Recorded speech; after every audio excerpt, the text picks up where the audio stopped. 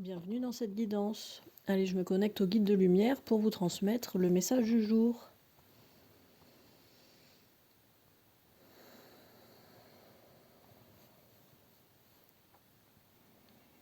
Alors, ça brasse à nouveau là. Les guides sont en mode pas content. Non, c'est pas ça, mais un peu en mode, comment dire, instituteur sévère là. Il y en a parmi vous qui ne mettent pas les conseils pratiques en place. Attention, vous allez être punis. Non, en vrai, il y en a pour qui c'est compliqué, là, à nouveau, comme s'il n'y avait jamais de pause, en fait, entre les vagues énergétiques, là, entre les cascades énergétiques qui nous tombent dessus, voire les éruptions qui viennent du sol, là. Les guides vous rappellent que ce n'est que le début.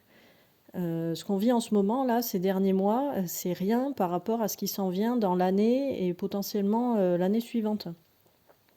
On est vraiment dans le, comment dire, j'allais dire le creux de la vague, mais je sais pas si c'est vraiment ça la bonne expression.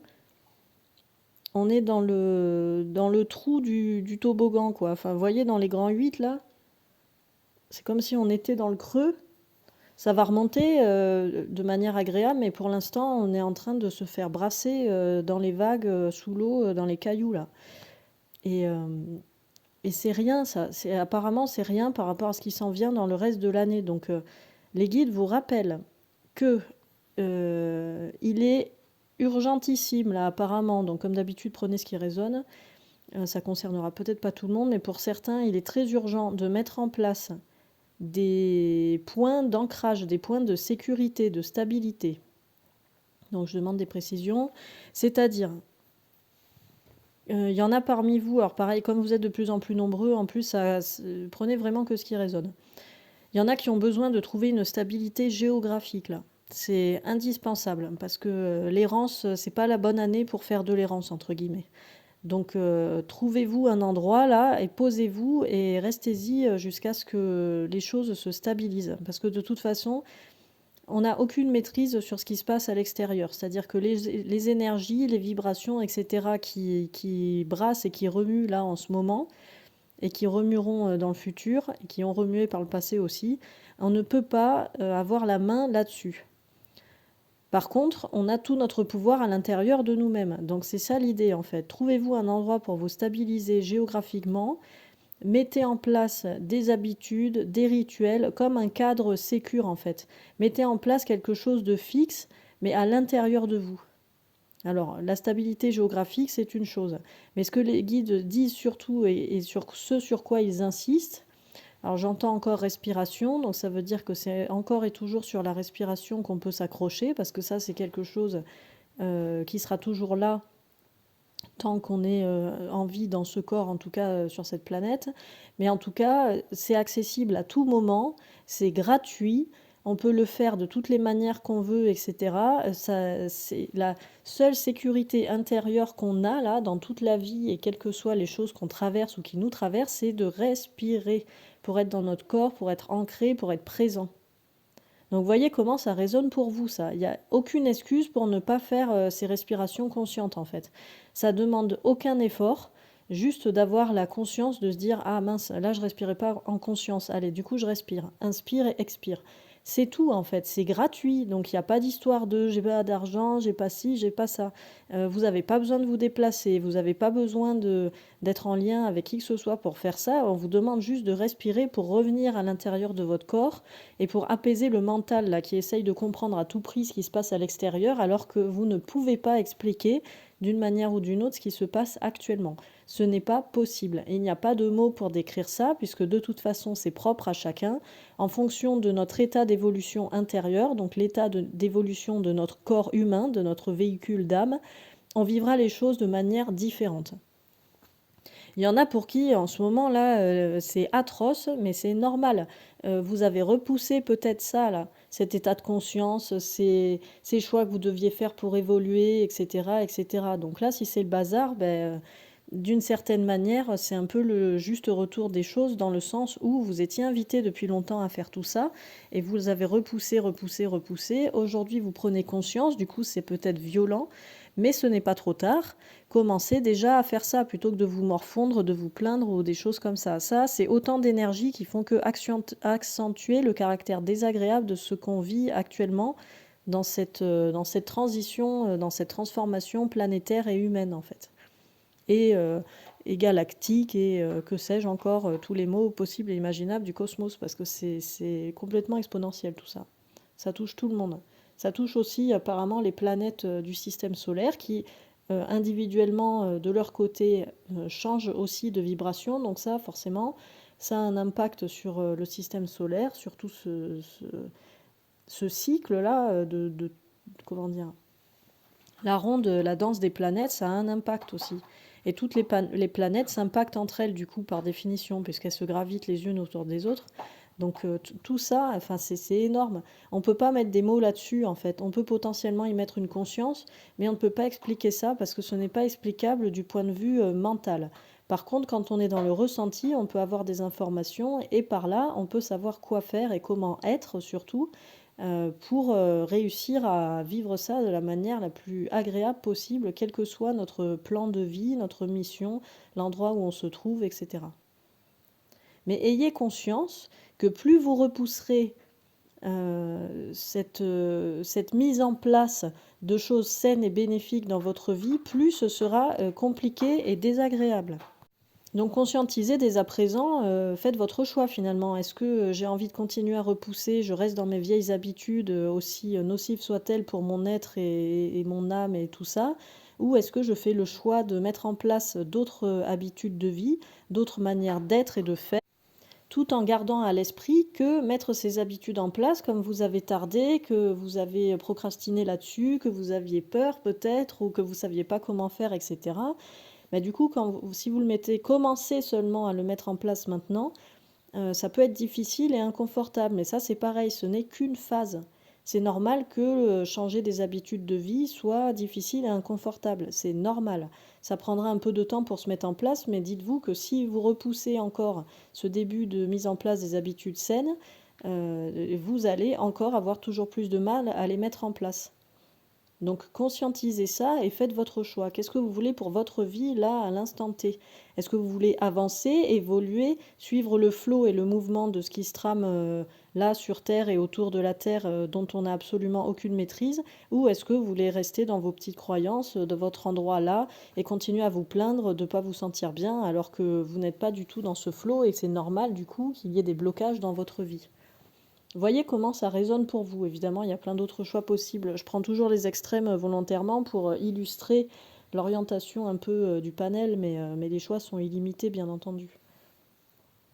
Les habitudes saines, c'est quoi? C'est conscientiser que individuellement, vous avez des besoins spécifiques profonds, des besoins d'horaire, à la fois pour le nourrissage, pour le sommeil, pour l'activité physique, pour l'activité professionnelle, etc. Alors évidemment, en tant qu'humain, on a des injonctions, des obligations. C'est pas toujours évident d'être en cohérence avec nos besoins par rapport à la profession qu'on occupe, par exemple, par rapport à la gestion des choses familiales qu'il faut faire dans la journée, etc. Toutes les différentes obligations.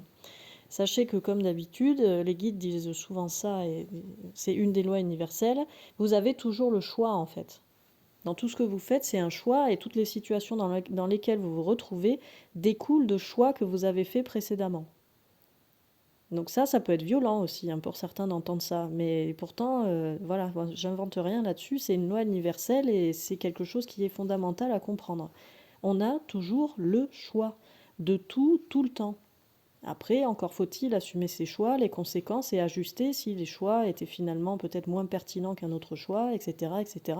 On continue à faire des choix. C'est un peu ça l'engrenage de la vie, quoi. Donc qu'est-ce que vous voulez choisir comme habitude saine dans votre vie pour vous sentir pleinement dans ce flot? Comme je le disais dans je ne sais plus quelle guidance, plus on est aligné avec soi-même, plus les cascades énergétiques nous passent dessus de manière courte et agréable. Donc s'aligner avec soi, ça veut dire être en cohérence justement avec ses besoins profonds, à la fois de matière, de temporalité, de spiritualité, d'émotion, de tout en fait. C'est ce qu'on disait, je ne sais plus dans quel live, c'est ajuster de manière équilibrée les 4 composantes de l'humain, donc c'est-à-dire la composante physique dans la matière, du coup le corps, Ensuite, la composante émotionnelle, ce qui est un peu le carburant de l'âme, du coup. La composante mentale, parce que le mental fait partie de l'humain, et même si là, l'air du mental est en train de s'éteindre, le mental fera toujours partie de l'humain. Donc c'est savoir comment on veut l'utiliser de manière juste et pertinente dans nos vies. Et la dimension spirituelle, c'est-à-dire la dimension spirituelle de l'humain, c'est un peu ce vers quoi l'humain est en train de transiter là. C'est ce vers quoi l'humain tend, vers ce vers quoi il va, parce que c'est comme ça en fait. On entre dans une ère plus spirituelle. Quand je dis on, c'est la planète Terre, c'est le système solaire, la galaxie, le cosmos, etc. Et c'est normal. Dans la saisonnalité de la vie avec un grand V, de tout ça, là, de l'unité et tout, de tout ce qui nous dépasse et qu'on ne sait pas nommer, c'est normal d'entrer dans cette ère-là. Voilà, on n'y peut rien et c'est comme ça. Donc voyez comment vous pouvez tendre vers ça et faire le chemin ensuite retour pour ancrer tout ça, c'est-à-dire ok, je visualise mon humain spirituel que je souhaite devenir grâce à, et avec cette transition planétaire et universelle. Du coup, comment je peux intégrer mon mental là-dedans pour que, au lieu qu'il me mette des bâtons dans les roues, il soit complètement en collaboration avec tout le reste de mon être? Comment je vis ça? Donc ça, c'est au niveau émotionnel. Et comment je peux ancrer ça et intégrer ça et matérialiser ça dans ma vie présente, donc dans la matière, ça c'est l'aspect physique. Voyez les nuances de toutes ces notions-là. Et voyez ce dont vous avez besoin. Par exemple, si on prend le volet physique, il y a des gens concernant l'alimentation qui vont avoir des besoins en apport alimentaire X ou Y et d'autres qui auront d'autres. Et c'est normal et c'est ok parce que ça dépend de la physiologie de chacun, ça dépend de comment on avance aussi dans le monde, ça dépend de comment votre corps est programmé à l'instant T, enfin programmé entre guillemets, mais quelles sont les modifications vibratoires qu'il a déjà intégrées, quelles sont celles à venir. Il y a des aliments peut-être qui ne passeront plus. Vous aviez l'habitude de boire du soda tous les jours, puis aujourd'hui, quand vous buvez du soda, vous ne vous sentez pas bien. Ben, c'est peut-être normal, parce que votre corps, avec ses changements vibratoires, cette transition planétaire, etc., il a changé, il a évolué, que vous le vouliez ou non. Et du coup, maintenant, ce type d'aliment, de boisson en l'occurrence, ne correspond plus à qui vous êtes, et c'est OK en fait. Il faut juste faire le deuil de cette pratique et rajouter et créer ou rajouter, instaurer en tout cas une habitude de boisson, d'alimentation liquide différente, qui soit plus en concordance. Et ça, c'est dépendant de chacun. Il y en a qui vont être complètement capables de boire et filtrer l'eau du robinet, il y en a qui supportent pas, ils ont besoin de boire de l'eau de pluie, d'autres c'est de l'eau de source, d'autres c'est de l'eau en bouteille, etc. C'est dépendant de chacun en fait. Mais tout ce travail d'investigation, l'intérêt, c'est que vous alliez chercher vous, à l'intérieur de vous-même, ce dont vous avez besoin. Et pour faire ça, ça demande de se reconnecter à soi, de s'ancrer, de s'aligner. Donc c'est pour ça qu'il y a beaucoup... par la respiration, on peut faire beaucoup dans tout ça. Donc, je vous ai partagé une vidéo avec des exercices de respiration. Vous pouvez commencer par ça, mais évidemment, il y en a plein d'autres et choisissez ce qui résonne pour vous. Mais au-delà de la respiration, c'est laisser déjà sortir ce qui n'a plus raison d'être à l'intérieur de vous, donc potentiellement des émotions, des douleurs physiques, des pensées, des manières de voir le monde, des croyances, etc. D'abord, il faut laisser sortir ça. Quand on fait ce travail d'alignement et de reconnexion à soi, la première étape, c'est d'accepter qu'il va falloir laisser sortir un peu de détritus, là, de déchets, de merdouilles, de noirceur. Ça fait partie du processus et c'est OK. Et en principe, c'est à ce moment-là qu'on décroche et qu'on n'arrive plus à mettre en place ces habitudes saines parce que c'est désagréable cette phase.